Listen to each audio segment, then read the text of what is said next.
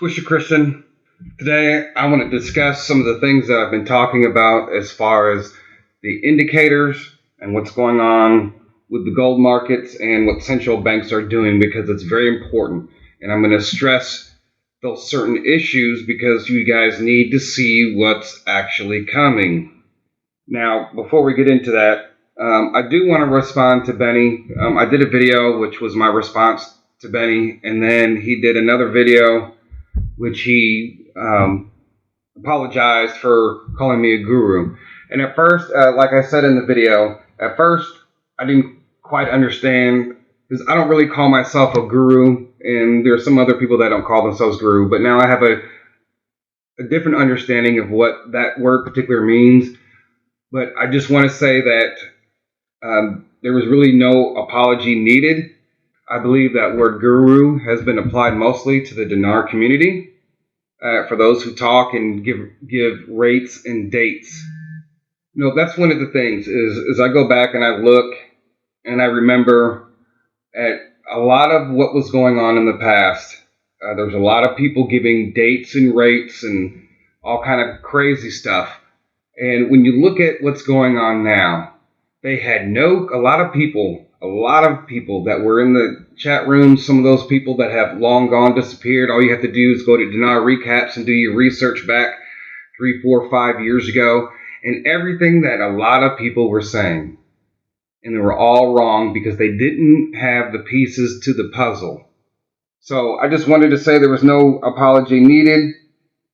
I believe that what I said in that original video about stop buying the Iraq dinar was a prophetic triggering. We're going to get ready to get into some of those indicators today. Now, if you don't know, Trump has been plummeting the Federal Reserve in his tweets, constantly talking about the Federal Reserve and how they need to cut interest rates, right? That was one of the indicators that I told you that we need to start looking for. And of course, the news that has come out today is the Federal Reserve is getting ready to start cutting rates for the first time since the financial crisis. They've been raising it, allowing our competitors to cut their rates and boost their own economies. So I'm not going to read the article, but there's plenty of news out there. Now, Trump has said that it's not enough, and you're going to continue to see a lot of the rates. You're going to see more rate cuts coming in the near future. And it's all because of Trump putting the pressure on the Federal Reserve. And of course, he says, Trump hits the Fed again, says small rate cuts this week is not enough. The EU and China will further lower interest rates and pump money into their system. In the meantime, and with very low inflation, our Fed does nothing and probably will do very little by comparison. The president has taken to lambasting the U.S. Central Bank for what he sees as efforts to rein in the American economy, including 4 rate hikes in 2018. Okay, so he's been saying over and over again about the rate cuts. And I showed you articles and some of the videos about how cutting the interest rates is going to raise the price of gold. So we're going to continue to see the price of gold slowly go up. Right? These are indicators that we're talking about. One thing you guys have to understand, it would be a total security issue if they came out with a date and they came out with all the rates and what it's going to be, and then everybody in the whole entire world would start investing in whatever currencies they wanted to invest in. That would be national security issues within all the different countries that are involved in this. Now, if you don't know, countries like China and Russia, and there are some other countries that are trying to use gold to destroy the United States economy. And I believe the president is the only one that actually sees this happening. And he's been talking about it going to a gold-backed dollar. Now, China has increased its gold mining.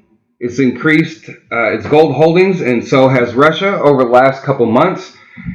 And it's going to continue. Now, there's an article here that came out July 10th. Is China buying up gold in a bid to de-dollarize?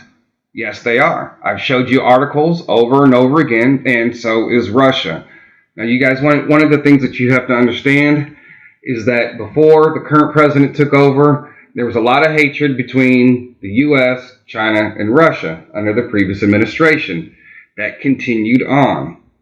What a lot of countries want to do, they want to decrease the U.S. influence upon the world. And what's not understood is that one of the things that he's doing is what he's doing is getting rid of a lot of the criminal element within the central banking system. Because a lot of people in the previous administration was allowing these countries to do the things that they wanted to do for the simple fact of their own personal financial gain. So yes, they are trying to de-dollarize, and we've read many articles about Iraq in the past. That's one of the things that they have to do is start reducing the amount of dollar going into their system so they can rely more on the IQD. And here's another article. Gold may be moving into a bull run, unlikely to help mining cost curve. With all the central banks buying gold, it's going to cause an increase, but it's also, there's a lot of new mining pits as far as gold in South America, in Russia, in other places. And just to give you an idea to exactly what I'm talking about, Beijing has recently been boosting its gold reserves, occupying a leading position alongside Russia in terms of gold acquisition in 2018 and first half of 2019. Okay. Now, this article is entitled China Awarded Lucrative Contracts for Gold Refinement in Africa. It says here, Tanzania, the fourth largest gold producer on the African continent, after Ghana, Mali, and South Africa, has awarded contracts to Chinese firms for the construction of a gold smelter and 2 gold refineries in the country. Right? The next step will be licensing the construction of large gold mines, which will be awarded to 2 companies. Each of the winners will be investing around $100 million, the minister added. The country hopes to boost domestic gold production and government revenues from selling it and attracting foreign firms for the task. Okay, and then, of course, they reiterate again that China's been boosting its gold reserves lately. So there is a lot of movement within the gold market, in the overall gold market. There's a lot of moves being made in preparation for what that we have been saying. I'm going to point out this article by J.P. Morgan, where they talking about dumping the U.S. dollar. The global dominance is coming to an end, right? And they name in this article, like the Asian economic zones, from the Arabian Peninsula in Turkey to the west to Japan to New Zealand and in east in Russia, north in Australia and the south, accounts for 2/3 of the global economic growth and 50% of the global GDP. Growing purchasing power of the yuan will boost the number of non-dollar transactions, eroding the greenback's reserve currency status and setting the grounds for its replacement as the dominant international currency. Right? So again, and then in this article, they go back to how much gold they're all buying, right? They're all in preparation. This is basically, you cannot, the only way that you can try to attack the United States is through the economic policies. Well, if you have, like in the previous administration, who were doing a lot of things for their own personal gain, allowing these other countries to do whatever they wanted to do. If you guys don't understand, look how many jobs over the last 20 years that we have lost to China. Namely because of many of the agreements that the previous administrations undertook that hurt our economy. All right, here's another article that was published. Higher gold holdings to ensure safety, liquidity of reserves. Official. China's increase in its gold reserve in recent months aims to guarantee the safety, liquidity, and the value preservation and appreciation of its international reserves. All right, so the article goes into there where it just talks about them again boosting up their foreign reserves. Now, of course, I've shared with you that the price of gold is going to go up, what does that mean if a country is holding so much gold? That means that the reserves are automatically going to go up. All right, now this is the article that I really wanted to get to today. I'm trying to make this video as short as I can. I have to pound this in because some of you are not listening. All you're looking for is a rate and a date, and you're not going to get it, period. You're just not going to get it. I think that if that was going to happen, I think that it would have already happened. How many people in the past, since you've been involved in this investment, whether it's some guy in the chat room or some guru who's running different websites and saying that, look out for this weekend, this holiday. Obama was going to announce the RV and all this stuff. I remember all those things. So let's say this. All right, let me go ahead and read this article. A paradigm shift to gold in 2019. It says in June, gold finally broke through the technical US 1,360 barrier and has been moving steadily around the $1,400 level, reaching its highest level at $1,453 on July 19th since May 2013. The headlines are signaling a gold bull market developing from news reporters to banks and central banks to gold miners. Naturally, there are always reasons why asset class develops in any specific way. For gold at the current moment, there are at least 6 strong catalysts that are converging at the same time, which are analyzed under here. Right? Let's go to number 1. Number 1, Basel III. You remember there was a lot of talk about that many years ago, right? Where the banks got together and they said, hey, we gotta implement these rules. We gotta implement safeguards to the economy. Basel III went into worldwide effect on April 1st, 2019. Non-liquid assets are evaluated in the bank statements of banks under the consideration of the difficulty to liquidize an asset.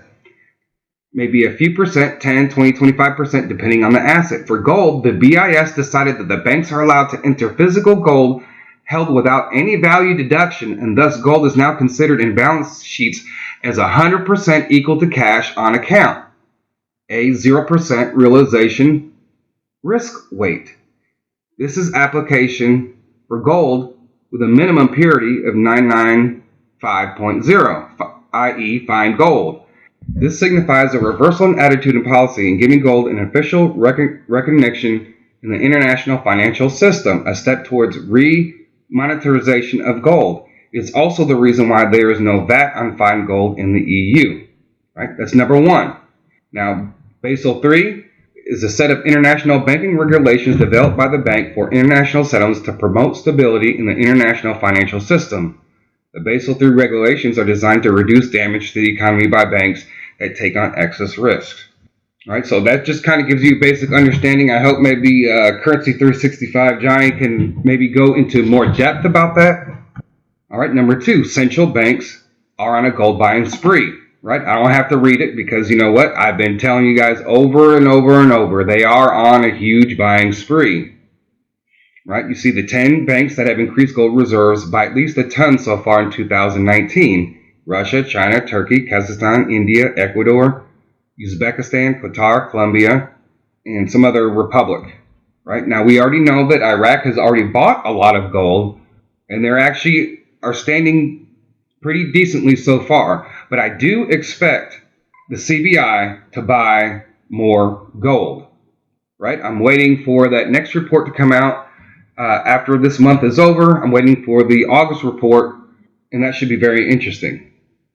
Right? And those are the reports that we need to look at every single month at the end of the month. All right, and we see here, again, they talk about Russia. A major reason for Russia to reduce it's trying to reduce its dependence on the U.S. dollar by using gold as money.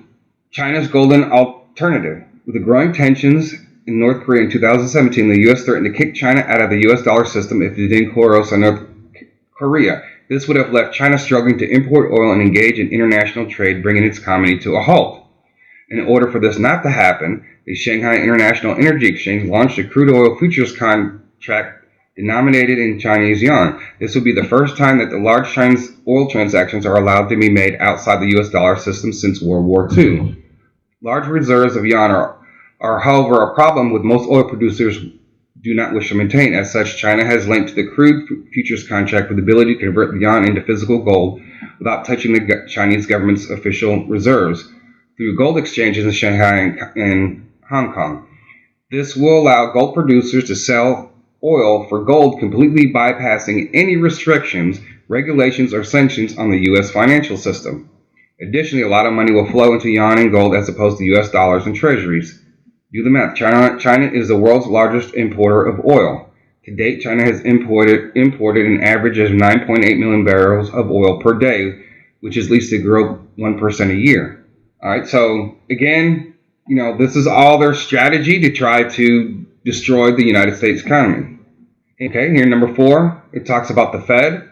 Following the 2008 crash, the Federal Reserve implemented several emergency measures which were promised to be temporary at the time. Through quantitative easing, i.e. money printing, the Fed created $3.7 trillion out of nothing, which was used to buy mainly government bonds, bloating the Fed's balance sheet. The Fed also brought the interest levels down artificially to 0%, which is the lowest in U.S. history, and kept them there for the next following 6 years. 2016, the Fed began to attempt to normalize the monetary policy by raising interest rates and reducing the size of its balance sheets to more normal levels. Interest rates rose from 0 to 2.5%, and the Fed drained over $500 billion from its balance sheets. So here, I'm not going to read the whole thing as far as that part, but one of the things that you don't hear about the United States buying gold, everybody else is. But I'm going to get to that here in a moment as far as what the current levels of gold purchasing is now. Right? Mergers and acquisitions in the gold mining industry. We have seen a number of mega deals since the beginning of 2019, which is a signal that the largest gold mining companies believe gold and gold stocks are currently cheap with positive increase on the horizon. It shows that the preference is yet to buying out other companies to grow rather than discovering and developing new resources. A major tailwind for gold in 2019 may well go down as a record-breaking year for gold, and M&As should this trend continues. All right, some notable M&As this year. Newmont Mining completed a $10 billion takeover Gold Corp. Barrick Gold acquired Randgold Resources in a $6 billion transaction that closed on January 1st. Barrick Gold has also announced a joint venture with Newmont after a hostile bid from Barrick failed. That's just another sign and another indicator as far as the gold sector in this whole puzzle. All right, now this one is very interesting. All right, because there's a lot of speculation in the crypto markets, and it's one of the things that that's going to have an effect on the crypto markets when everything starts to begin the phase of gold-backed currencies. Now, I'm not sure if the United States is going to counter immediately or later. It might be all part of the overall plan. All these currencies go gold-backed. It reduces the dollar, right? Then suddenly, Iraq goes gold back, changes their value, which further again hurts our economy. And then boom, we go to a gold back system after we've exchanged all of our dinars and currency. Right? That's just something that could happen because we don't really know exactly how it's going to happen. Now, the gold-backed cryptocurrencies really, in my opinion, are probably going to be the ones that are probably going to survive any type of revaluation of physical currencies. And I'm getting ready to do the central banks strike back series. And you're going to see a lot of things that I've researched concerning the central banks are getting ready to strike back against the cryptocurrency market. Right? But let's go ahead and read this. Peter Grossock, the CEO of Sprott, recently called gold-backed currencies the most important thing to happen to the gold market in the last several decades.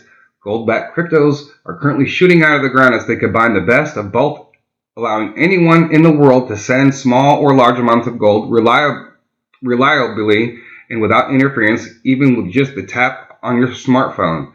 They are revolutionizing the monetary system and making the use of gold as money ever more convenient for the average person or business. All right, so there we go. We should be looking at certain gold-backed cryptocurrencies. And with the price of gold the way it is right now, I'm going to start doing some research. I think I found a couple things, and I will share some of those with you. This article says here, in a nutshell, we have the following big picture. Look at the big picture, people, right? This is the big picture. Basel III puts gold into the money coded category again. So these are regulations that they have set up a long time ago, and now they're putting it to action. The banks have to comply with it, and the only way that they can do that right now, the way that things are, is gold. Right? Record amounts of gold are being bought by central banks. I have pounded and pounded and pounded that in. I don't think I have to say any more about that. U.S. sanctions have pushed countries to using gold in a creative manner.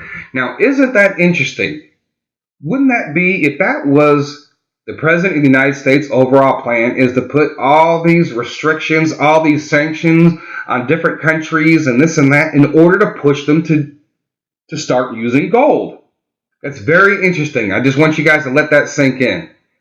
If this is all designed, the President of the U.S. is doing by not only securing our economy, changing our trade deals to make it better for Americans and for us to keep our jobs here, but also to push countries to start using gold. Because we already know what the President of the U.S. has said, that we should have a gold-backed dollar. The central bank should be using gold as part of their reserve system. Okay, the Fed's reversal has worked well for the strength of gold against the dollar, right? Okay, the increased number of M&As in the gold mining industry is a bullish sign for the gold price. Gold-backed cryptos are making the use of gold easier than ever. Either of these catalysts would have a positive development on the gold price. With all the above converging at the same time, you well could be looking at a strong bull market. All right, and there's some industry experts saying $2,000, $1,500, and I'm just going to put it out there. I just think over the next, I think you're going to see the price of gold probably go up tremendously, and especially as all these central banks buy and hold their gold as a reserve, as part of their reserve system. So we have to look at the big picture. And if you looked at my last video about the indicators, there are so many pieces to this puzzle, and you guys, we all have to hold on to what's going on, right? We have to hold on to time. There's a lot of people out there that say, "Oh man, I don't have any dinars. I sold them. I don't have this. I don't have that. I can't invest." Well, I'm going to say this, right? If you knew that Apple or Google or Amazon or any of these stocks, if you had future knowledge that these stocks were going to go up and you had a certain amount of time to get these stocks, wouldn't you do everything? Wouldn't you work 2 jobs? Wouldn't you budget differently? And that's part of the thing. Some people say they don't have dinars because of that reason or that reason. They were scammed, whatever the case, or they can't afford it. And people have been given the prophetic insight into the dinar. So it's going to change in value. It's at some point in time, this whole system is going to take effect, and it's going to happen. So what are you going to do about it? Some people, you may only have $100 worth, and you guys have known about the revaluation for years. So, and I've told you before, I think we are in the last nothing, and I believe the time is now, because if you wait, you're going to miss out. Some of you have become so dependent on when this is going to happen.